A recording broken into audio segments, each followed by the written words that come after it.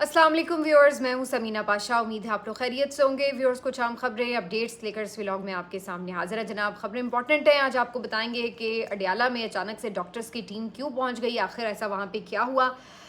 जो लड़ाई झगड़ा हुआ था इस्लामाबाद हाई कोर्ट के बाहर, वो कहाँ तक पहुंचा और बात एफआईआर तक चली गई, तो कौन कौन गिरफ्तार भी हो सकता है, इसके ऊपर बात करेंगे।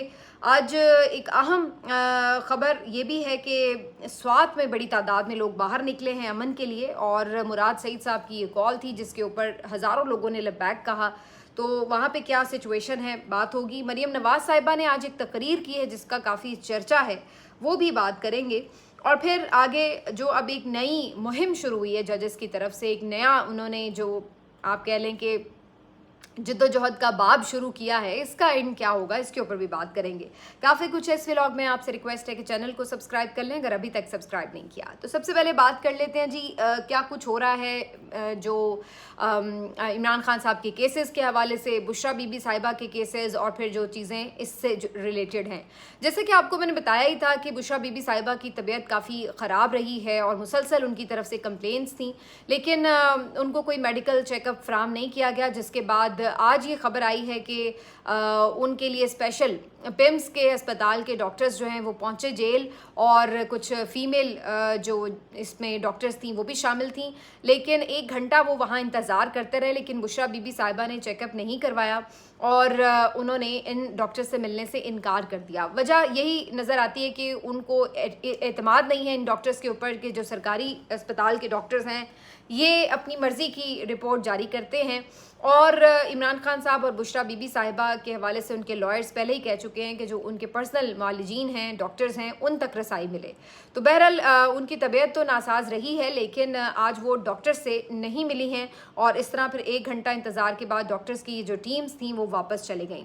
दूसरी जानिब इमरान खान साहब की जो कोर्ट पेशी थी, आपको पता है वीडियो लिंक की, वो 3-4 मिनट की थी। उससे मुतालिक जो उनके लॉयर हैं उन्होंने आके ब्रीफ किया और उन्होंने कहा कि इमरान खान साहब इवन अगर 3-4 मिनट के लिए भी अपीयर हुए व्हाट्सएप वीडियो लिंक पर, तो उन्होंने वहाँ पे भी आके यही बात की कि ये सब हरबे आजमाए जा रहे हैं मुझे कमज़ोर करने के लिए, लेकिन जान ले कि मैं यजीदियत के आगे बैत नहीं करूँगा, सर नहीं झुकाऊँगा। तो वहाँ पे भी उन्होंने वही बात की जो कि वो अपने वकला के साथ अदरवाइज़ करते हैं, और साथ में उन्होंने कहा कि वो इस वीडियो लिंक समात का बॉयकॉट करते हैं, उन्हें खुली अदालत में पेश किया जाए और ये उनका कानूनी हक भी है।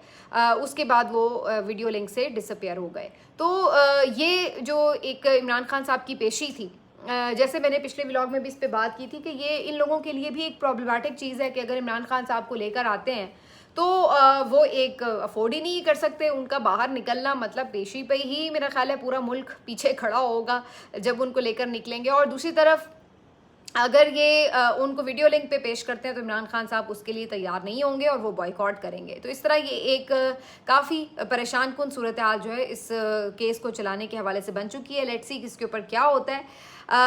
यहाँ पर एक और जो इम्पॉर्टेंट बात है वो ये कि जो अब निकले हैं जजेस अपने हक के लिए और उन्होंने जाके पिटिशंस फाइल की हैं सुप्रीम कोर्ट में, वहाँ पे भी बड़ी दिलचस्प चीज़ें हुई हैं जो कि कुछ रिपोर्ट भी हुई। एक मौके पर जस्टिस मोहसिन अख्तर कियानी साहब से जब ये पूछा गया सहाफ़ियों की तरफ से कि कहीं आप इस्तीफ़ा तो नहीं देने जा रहे, तो इस पर उन्होंने बड़ा वाज़ेह कहा कि बिल्कुल इस्तीफ़ा कहीं नहीं वो देने जा रहे, कोई ऐसी सोच ही नहीं है, बल्कि उन्होंने कहा कि वी विल फाइट। तो मुझे फिर वैसे याद आया कि ये जुमला भी काफ़ी सुना सुना सा है, लेकिन मैं कहती नहीं हूँ कि इमरान खान साहब का जुमला अगर ये जजेस ने बोल दिया, और शुक्र उन्होंने आगे एब्सोल्युटली नॉट नहीं बोल दिया था, वरना पहले ही इन जजेस की ऊपर जो ये सख्ती है उसकी वजह भी यही है कि इनके ऊपर ये कहा जाता है कि ये अपनी मर्ज़ी से नहीं बल्कि कानून और इंसाफ से फ़ैसले करते हैं और किसी और की मर्ज़ी से भी फ़ैसले नहीं करते। तो बहरहाल अब ये जो एक नई सिचुएशन क्रिएट हो चुकी है, इसने एकदम हौसला ज़रूर दिया है, क्योंकि अब बहुत से आप कह लें कि जो सर्कल्स हैं उनमें ये बात डिस्कस होना शुरू हो चुकी है कि ये क्या एक और बहुत बड़ी लॉयर्स मूवमेंट बनने जा रही है जिसको खुद जजेस लीड कर रहे हैं, और इनके पीछे ये लॉयर्स भी खड़े होंगे, क्योंकि डेफिनेटली अगर ये जजेस अपने मुकदमात की हियरिंग के लिए आते हैं, उनकी खुद वो आर्ग्यू करते हैं, तो उनको यहाँ पे बड़ी तादाद में वकला सपोर्ट करने वाले मौजूद होंगे। नवंबर में दोबारा से वकला तंजीमों के बार्स के इलेक्शंस भी होने जा रहे हैं, तो उस मौके पे भी बड़ा इम्पॉर्टेंट होगा कि नैरेटिव क्या होता है इन वकला बार्स के पास, उनके कैंडिडेट्स के पास। और ज़ाहिर सी बात है, जब इस तरह की सिचुएशन हो तो उसमें अगर कोई कैंडिडेट जो है वो इसके अगेंस्ट जाकर लेता है पोजीशन, तो उसका जीतना तो बहुत मुश्किल हो जाएगा। तो ये सारी सिचुएशन जो है वो ऑटोमेटिकली इस पूरी जजेस मूवमेंट को सपोर्ट करने की तरफ जाती हुई नज़र आती हैं। और मेरा ख्याल है कि अगर ये जजेस इसी तरह डट कर खड़े रहे तो ये खासी मुश्किलात बन जाएंगी। वैसे भी अगरचे बहुत से लोग ये कह रहे थे कि जी इनके केसेस भी तो आईनी बेंच के पास ही जाने, और वहाँ आपको पता है कि जो आहनी बेंच है वो किस तरह के फैसले देगा।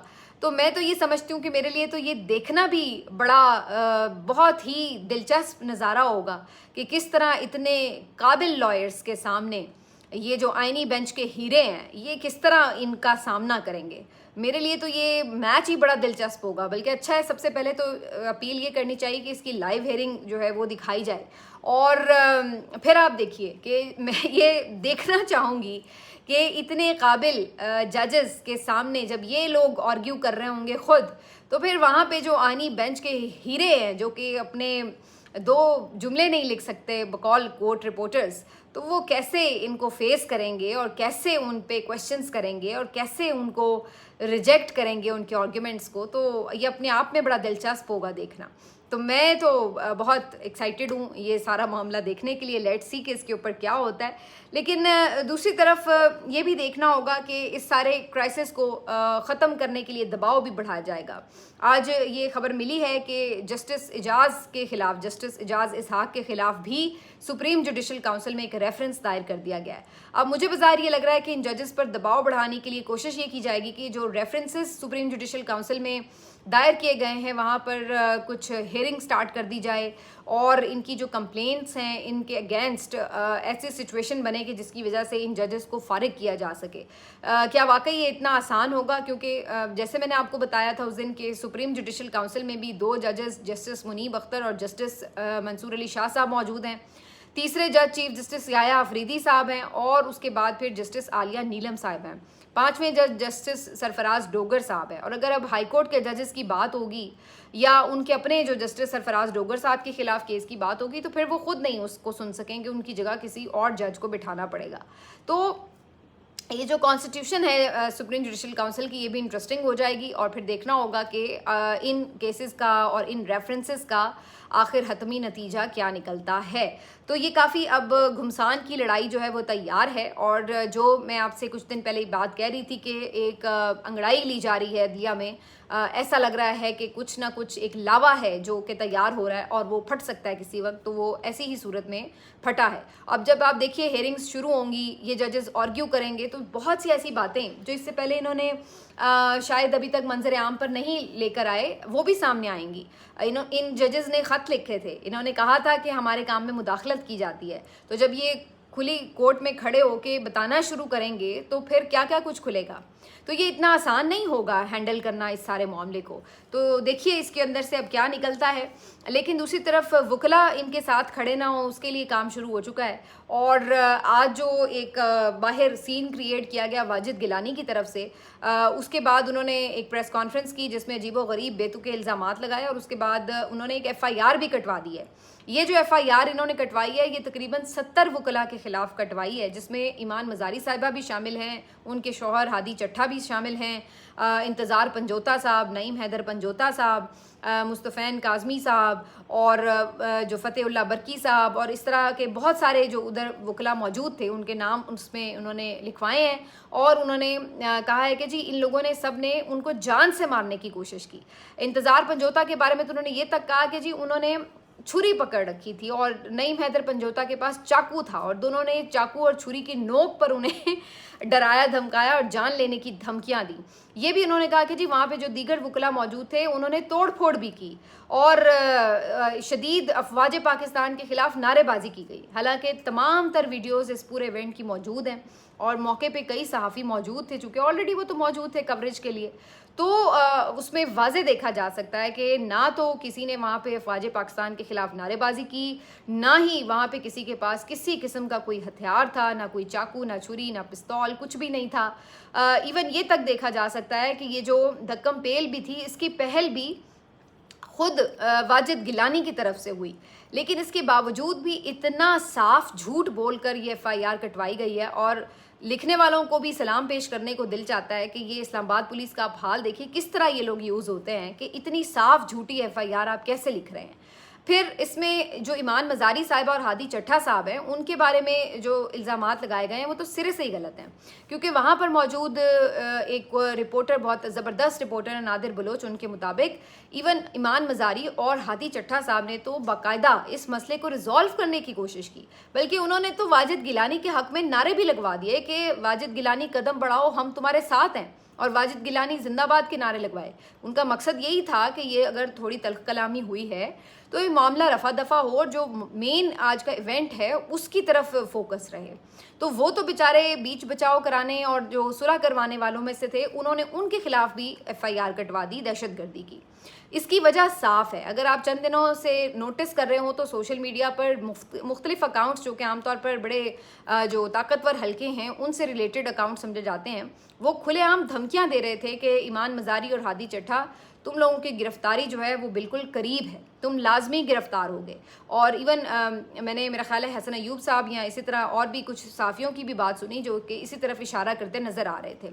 तो उसके बाद बस एक बहाना कोई चाहिए था कि जिसमें ईमान मज़ारी साहिबा और बाकी जो लॉयर्स जो इस वक्त ज़्यादा खुलकर बात कर रहे हैं उनको फिक्स करना है। और मुझे लगता है कि ये इसी तरह का एक इवेंट क्रिएट करने की कोशिश की गई ताकि उसमें इन लोगों को किसी भी तरह नामजद करके गिरफ्तार किया जाए। अब रात गए ये भी खबर आ रही है कि कुछ टीम्स तश्कील दी गई हैं जिसमें कोशिश ये की जाएगी कि ईमान मज़ारी साहिबा को गिरफ्तार किया जाए। ईमान मज़ारी साहिबा पे गुस्सा ज़रा और किस्म का है, आपको पता ही है, बहुत ब्लंट लॉयर हैं वो और बहुत बोल्डली खुलकर बात करती हैं बगैर किसी लगी लिपटी के। और जिस तरह से ख़ास तौर पर इस वक्त निज़ाम के चहीते चीफ जस्टिस सरफराज डोगर साहब को उन्होंने इस वक्त टफ टाइम दिया हुआ है और जो उनको निकालने पर वो मुस्सिर हैं, इसकी वजह से उनको कोशिश पूरी की जाएगी कि किसी भी तरह गिरफ्तार करके बंद किया जाए ताकि वो किसी भी मूवमेंट को आगे ना बढ़ा सकें, उसको लीड ना कर सकें। तो मुझे तो इसके पीछे यही मकसद नज़र आता है। लेट्स सी कि अब ये सारी जो लड़ाई है ये किस तरफ जाती है। लेकिन दूसरी तरफ जो सवात में आज लोगों का एक जम्मे गफ़ीर निकला, मुराद सईद का शहर, मुराद सईद की कॉल और अमन के लिए कॉल, जिसके बाद आज बड़ी तादाद में सवात में लोग बाहर निकले हैं। हज़ारों की तादाद में लोग थे और अमन का मुतालबा कर रहे थे। उनका ये कहना था कि यहाँ पर अपने इलाकों में, खैबर पख्तूनख्वा में कहीं पर भी उन्हें किसी भी तरह का मिलिट्री ऑपरेशन नहीं चाहिए। उनका ये मुतालबा है कि यहाँ से दहशतगर्द भी चले जाएँ। वो दोनों जो यहाँ पे ऐसे लोग, मुसल्ला लोग हैं, चाहे वो सिक्योरिटी फोर्सेस के एहलकार हों, चाहे वो दहशतगर्द हों, वो कहते हैं ये दोनों ही यहाँ पे नहीं होने चाहिए, क्योंकि इनकी लड़ाई में आम जो लोग हैं वो भी पिसते हैं, वो भी शहीद होते हैं। और वो ये समझते हैं कि जो हमारे पुलिस एहलकार हैं वो भी दहशतगर्दों के हमलों का निशाना बनते हैं, हमारे फ़ौजी भी बेचारे उनके हमलों में निशाना बनते हैं। तो दूसरी तरफ ये सारी जो सिचुएशन है वो इलाके के अमन को ख़राब करती है। तो आज बहुत बड़ी तादाद थी, इम्प्रेसिव तादाद थी। इससे ये पता चलता है कि एक तो ये जो सवात के लोग हैं ये अमन चाहते हैं, नंबर 1। नंबर 2 ये कि मुराद सईद जो हैं वो आज भी एक बहुत बड़ी रियलिटी हैं खैबर पख्तूनख्वा और सवात की, जो उनकी एक कॉल पर, जबकि वो खुद वहाँ पे इवन मौजूद भी नहीं होते, इसके बावजूद भी उनकी एक कॉल पर इतनी बड़ी तादाद में लोग लब्बैक कहते हैं बाहर निकलते हैं। तो अब जो पेशावर का जलसा है 27 सितंबर का, उसमें भी बज़ाहिर ये नज़र आ रहा है कि ये एक बहुत बड़ा जलसा हो सकता है और इसके लिए तैयारी भी खूब की जा रही है। और आज जुनैद अकबर साहब ने भी एक वीडियो पैगाम भेजा है, उन्होंने सब लोगों को मोबिलाइज़ किया है। सोशल मीडिया पर भी अब इसकी एक कैंपेन स्टार्ट हो चुकी है। तो बज़ाहिर जो 27 सितंबर का जलसा है पीटीआई का, अब काफ़ी ज़्यादा फोकस उसके ऊपर है। अभी तो एक जो इनका कल इवेंट है मिशन नूर का, 20 सितंबर का, जो इन्होंने टाइम रखा है 9 बजे, वो भी काफ़ी ज़्यादा पॉपुलर हो चुका है। उसका बहुत ज़बरदस्त कैंपेन चल रही है जिसको अब बाकायदा पीटीआई ने ऑन किया है। उनके अपने लोग जो हैं वो इसके ऊपर मैसेजेस भी दे रहे हैं और घर घर जाकर भी लोगों को पैगाम दिए जा रहे हैं, मसाजिद में ऐलानात किए जा रहे हैं, सोशल मीडिया पर, टिकटॉक में, ट्विटर पर, फेसबुक पर इसके मुतालिक आगाही दी जा रही है लोगों को।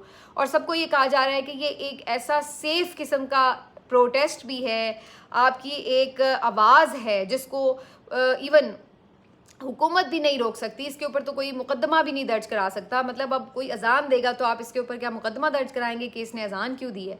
तो उनका ये कहना है कि ये एक ऐसा मामला है जिसके अंदर आप सब पार्टिसिपेट भी कर सकते हैं और ये भी आपको खौफ नहीं होगा कि जनाब कोई आके छापा मार लेगा या कोई आपके ऊपर मुकदमा दर्ज करा देगा। ये आपका और अल्लाह का मामला है, आप अल्लाह को पुकारते हैं। वैसे भी जब किसी इंसान पे मुश्किल आती है तो वो अल्लाह ही को पुकारता है। तो अगर आप मिलकर इज्तिमाई तौर पर अल्लाह को पुकारते हैं, उससे ना सिर्फ ये कि उसकी बड़ाई का ऐलान करते हैं बल्कि उससे मदद मांगते हैं, तो ये ऐन मुमकिन है कि अल्लाह आपकी मदद करे और आपके लिए कोई रास्ता बनाए। तो ये एक कैंपेन जो है वो इस वक्त मिशन नूर के हवाले से चल रही है। ये एक ओवरसीज़ पाकिस्तानीज़ की तरफ से ये स्टार्ट हुआ था इनिशिएटिव, जिसको अब काफ़ी ज़्यादा पजीराई हासिल हो चुकी है और बहुत से लोग जो हैं वो इसके ऊपर बात कर रहे हैं। मेरा ख्याल है कि अगर कल रात ये एक बहुत अच्छा क्राउड बाहर निकलकर या छतों पर मौजूद होकर ये अजानें देता है और इसकी वीडियोस भी ज़ाहिर है बाद में सोशल मीडिया पर आएंगी, तो काफ़ी ज़्यादा इससे एक इम्पैक्ट बनेगा। पता लगेगा कि लोग आज भी इस रजीम को कबूल करने के लिए तैयार नहीं हैं और इसके ख़िलाफ़ इवन अल्लाह को भी पुकार रहे हैं। तो लेट्स सी इसका क्या रिज़ल्ट निकलता है। जो 9 मई के मुकदमे से जुड़े एक कैदी से मुतालिक खबर आई आज, वो भी काफ़ी तकलीफ़ दे थी। 9 मई का मुकदमा था, उसमें 5 साल की कैद सुनाई गई थी कासिम खोकर को, और ये पीटीआई का एक कारकुन था। बहुत मतलब ज़्यादा उम्र का कारकुन भी नहीं था। इनकी तस्वीर देख के मुझे बड़ी तकलीफ़ हो रही थी। सेंट्रल जेल गुजरावाला में ये मौजूद थे, अपनी कैद काट रहे थे। अपील इन्होंने दायर कर रखी थी लेकिन अपील इनकी अभी फ़िक्स ही नहीं हुई थी, और उससे पहले ही आज खबर ये आई है कि इनका इंतकाल हो गया जेल के अंदर। ये एक कोई अनहोनी अब नहीं रह गई बात कि बहुत से पीटीआई के कारकुन जो हैं वो जेल के अंदर या तो इंतकाल कर गए या जेल से अगर निकले हैं बेचारे तो चंद दिनों में ही उनका इंतकाल हो गया है। और ज़्यादातर जो केसेस हैं उसके बारे में ये पता चल रहा है कि वो अदरवाइज़ बिल्कुल सेहतमंद लोग थे जेल जाने से पहले तक, लेकिन जो जेल की कंडीशंस थी और जो उनके साथ वहाँ पर इनह्यूमन सलूक होता रहा है, उसके बाद उनकी हालत दिन ब दिन ख़राब होती गई और वो फिर एक के बाद दूसरा, दूसरे के बाद तीसरा, कई कारकुन जो हैं वो मेरा ख्याल है इस वक्त कोई दर्जन के करीब कारकुन हैं जो कि इनके इसी तरह जाँ बहक हो चुके हैं। तो ये भी एक और इसमें इजाफा हुआ है और बड़ी तकलीफ़ दह सूरत हाल है।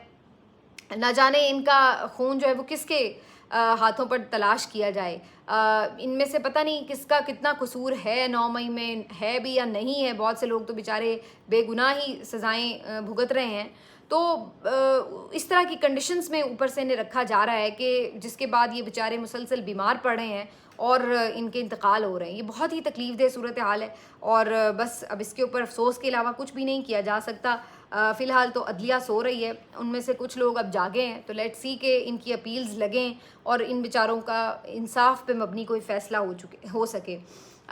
इसके अलावा आज एक जो ट्वीट है इनका हफीज़ुल्लाह नियाज़ी साहब का, ये भी नज़र से गुजरा, जो कि हसन नियाज़ी से मुतालिक इन्होंने लिखा था। और ये ट्वीट जो था उसमें उन्होंने even field marshal Asim Munir साहब को भी मुखातिब किया और कहा कि आपकी जो टीम है उसके लोग जो हैं वो जिस तरह से लोगों पे जुल्म कर रहे हैं, पता नहीं आपके इल्म में है भी या नहीं है, और अगर आपके इल्म में नहीं है तो इवन देन भी मैं सोचता हूँ कि आपकी जो इतनी कामयाबियाँ, आपकी बड़ी अच्छाइयाँ भी हैं, कहीं आपका अल्लाह के हुजूर खाता ख़राब ना हो जाए जो ये आपकी टीम के लोग नीचे लोगों के साथ कर रहे हैं। ये एक बेबस बात की फरियाद ज़रूर है, लेकिन आखिर में वो ये लिखते हैं कि आपका जो भी मामला है एक शख्स के साथ, एक सियासतदान के साथ, वो आप रखें, लेकिन जो बाकी लोग हैं उनको रिहा होना चाहिए, उनके साथ जो नरमी का मामला है वो इख्तियार किया जाना चाहिए। तो गोया वो ये कह रहे हैं कि जी मेरे बेटे और बाकी बच्चों को छोड़ दें, लेकिन इमरान खान के साथ जो आपने करना है करें। तो ये भी बड़ी अजीब बात है कि उनके बेटे तो बड़ी इस्तकामत के साथ अपने कॉज के साथ डटे हुए हैं और वो कहते हैं हमें माफ़ी नहीं चाहिए, हमें इंसाफ चाहिए, और वो तो अपने मामू की तरह बिल्कुल किसी तरह की कोई कमज़ोरी नहीं दिखा रहे। लेकिन ज़ाहिर है हफीज़ुल्लाह नियाज़ी साहब एक बाप हैं, वो अपने बेटे के हिजर में और उनकी एक जो ज़ाहिर है एक उनका जो दूरी है अपने बेटे के लिए जो तकलीफ़ है उसको समझा जा सकता है। वैसे इन्होंने इस ट्वीट के शुरू में एक लफ्ज़ लिखा है कि जी शादमानी के इस माहौल में, अब मुझे ये समझ नहीं आई कि वैसे शादमानी का कौन सा माहौल हफीज़ुल्लाह नियाज़ी साहब को नज़र आ रहा है, क्योंकि हमें तो हर तरफ परेशानी दिख रही है। आधा मुल्क जो है वो बेचारा सैलाब में डूबा हुआ है और बेरोज़गारी गुर्बत बढ़ती चली जा रही है। आधा मुल्क आपका उसकी आबादी ख़त गुर्बत से नीचे जा रही है। कर्ज़ जो है वो डबल हो चुका है तारीख़ में। और जितना आगे महंगाई का एक नया तूफ़ान आना है ये फसलें ख़राब होने के बाद, तो पता नहीं कौन सी शादमानी नज़र आ रही है फ़िज़ुल्लाह नियाज़ी साहब को, अल्लाह ही बेहतर जानता है। लेकिन बहरहाल उनकी तरफ से ये आज ट्वीट किया गया था। लास्टली मरीम नवाज़ साहिबा ने भी आज एक तकरीर की है जिसमें वो फिर से इमरान खान साहब पे बड़ी गर्जी बरसी हैं, बड़ा उनको तनकीद का निशाना बनाया है।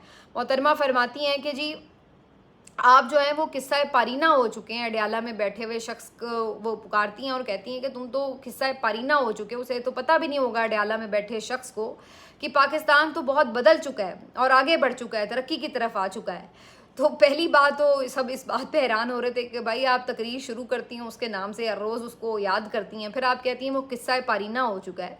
तो अगर वो इतना ही किस्सा पारीना हो चुका है, तो इतना ही वो इररेलेवेंट हो चुका है, तो आप लोगों की तकरीर जो है वो उसके नाम के बगैर मुकम्मल क्यों नहीं होती। और जहाँ तक ये बात है कि आप ये कह रहे हैं कि जी लोग आगे बढ़ चुके, तरक्की हो गई, ये हो गया, तो भाई पाकिस्तान वाकई बदल चुका है। पंजाब भी बहुत बदल चुका है, क्योंकि पहले पंजाब में इस तरह आधा पंजाब पानी में नहीं धोता था जिस तरह इस दफ़ा आधा पंजाब हमें पानी में नज़र आ रहा है। तो पंजाब बदला तो है। इस तरह पहले किसान रुलता नहीं था जिस तरह आज किसान रुल रहा है। तो पंजाब तो आपने वाकई बदल दिया है। इससे पहले हमने ये सूरत हाल नहीं देखी थी कि जो हर तबका है किसी भी सूरत में वो बेचारा इस तरीके से पिसा हुआ हो कि उसको एहतजाज के लिए सड़कों पर आना पड़ा हो, जो आज हमें नज़र आ रहा है। और इसी तरीके से बेतहाशा आपके आने के समरात हैं जो कि इस तरह टिकटॉक हुकूमत पहले नहीं हमने देखी थी, जो कि इस दफ़ा हमने देखी है। तो वाकई पंजाब तो बहुत बदला हुआ है और इसमें जो तरक्की है वो तो सिर्फ आप ही की हुई है, क्योंकि बग़ैर वोट हासिल किए आप वज़ीर आला बन गई हैं, तो तरक्की तो आपने की है। और प्रोटोकॉल्स और टिकटॉक पे हुकूमत भी चल रही है, ये भी बड़ी तरक्की हमने पहली दफ़ा देख ली है। और उसके अलावा भी हमने काफ़ी तरक्की देख ली है कि अब लोग जो हैं वो बेचारे कुछ कह नहीं सकते, नौकरियों से उन्हें हटाया जाता है, उनके ऊपर दबाव है। जो अपोजिशन की ख़वातीन है, इससे पहले हमने नहीं देखा था इतनी बड़ी तादाद में जेलों पर इस तरह वो उन्हें बेचारियों को सलूक में रखा जाए, जो अब हम देख रहे हैं। तो काफ़ी कुछ आपने बदला है और उसमें कुछ भी हमें अच्छा बदलता हुआ नज़र नहीं आया। सब कुछ आप पीछे की तरफ लेके गई हैं। और फिर ये जो आज की तकरीर थी ये इस बात का सबूत थी कि पिछले 2-3 दिनों से मैं नोटिस कर रही थी, इन्होंने 1-2 तकारीब में खिताब किए हैं लेकिन कोई ज़्यादा उसे इम्पोर्टेंस नहीं मिली। तो आज उन्होंने फिर मेरा ख्याल है कि कोशिश की कि इमरान खान साहब पर बात की जाए ताकि कुछ उनकी बात को हाईलाइट हो और कुछ उसको इम्पोर्टेंस मिले, और इसका वैसे असर भी हुआ। आज काफ़ी लोग उनकी इस स्टेटमेंट के ऊपर जो बात भी कर रहे थे और उस पर जवाब भी दे रहे थे, तो काफ़ी उन्हें इम्पोर्टेंस भी मिल गई। तो अब इनका हाल ये हो चुका है कि इनको अपनी बात डिस्कस करने के लिए भी, अपना आप डिस्कस करवाने के लिए भी इमरान खान की बात करनी पड़ती है। मिलते हैं आपसे अगले वीडियो में, अपना ख्याल रखिए, अल्लाह हाफ़िज़।